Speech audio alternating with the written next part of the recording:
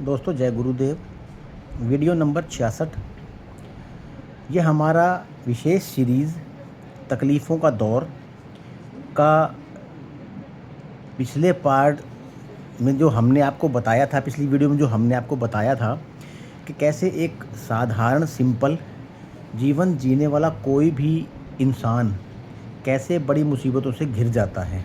मसलन किसी भी छोटी छोटी तकलीफ़ के शुरू हो जाने पर उसे नज़रअंदाज करता रहता है। दोस्तों यहाँ हम एक बात क्लियर कर देना चाहते हैं, हालांकि इन बातों का सभी के लिए कोई विशेष महत्व हो ना हो, फिर भी इन बातों का ज़िक्र करके वीडियो बनाने का हमारा मकसद सिर्फ इतना ही है कि जो गलतियाँ, जो कमियाँ हमारे द्वारा जाने अनजाने रह गई, जो गलतियां हमने की और जिनको हमने आगे जाकर भुगता है, उसको कोई ना भुगते।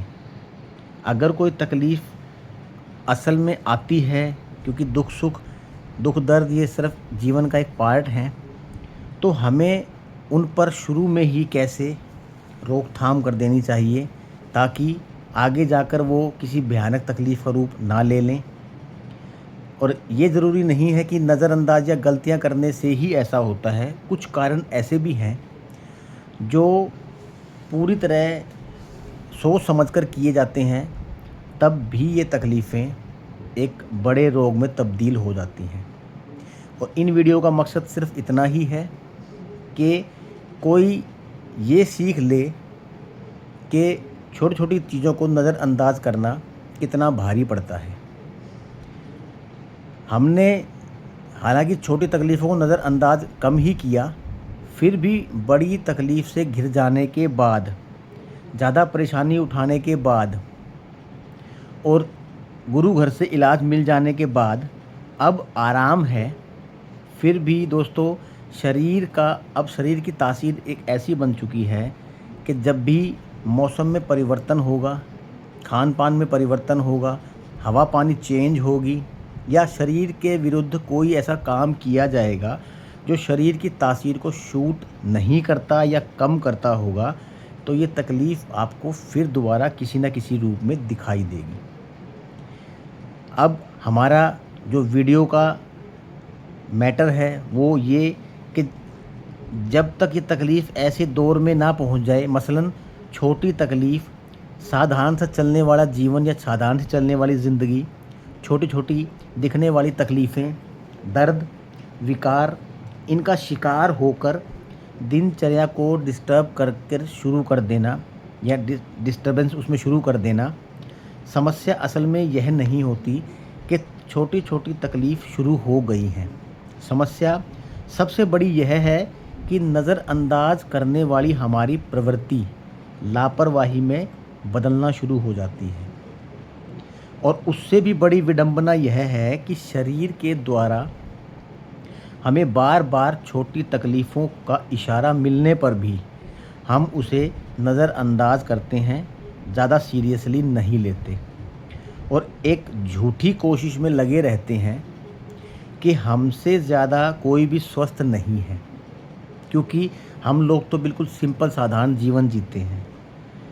और अगर कोई समस्या आ भी गई या थोड़ा बहुत बड़ा रूप उसने ले भी लिया, तो कोई भी फैमिली डॉक्टर है, फलाना वैद्य हकीम है, वो हमारे जानकार हैं, तो हमें कुछ नहीं होगा, ऐसी झूठी दिलासा देकर और जीवन के दिन निकाल कर और तकलीफ़ को बड़ा होते हुए देखने का दोस्तों कोई फ़ायदा नहीं है।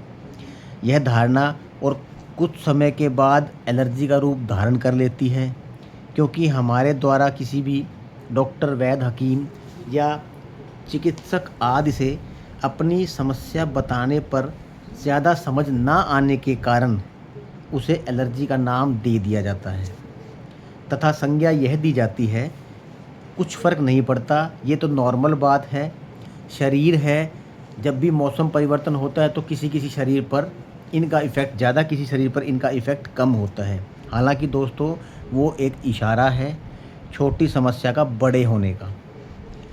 कभी मौसम की वजह से, कभी कुछ खाने पीने की वजह से, इस प्रकार की दलील डॉक्टर, वैद्य, हकीम, चिकित्सकों द्वारा दी जाती है।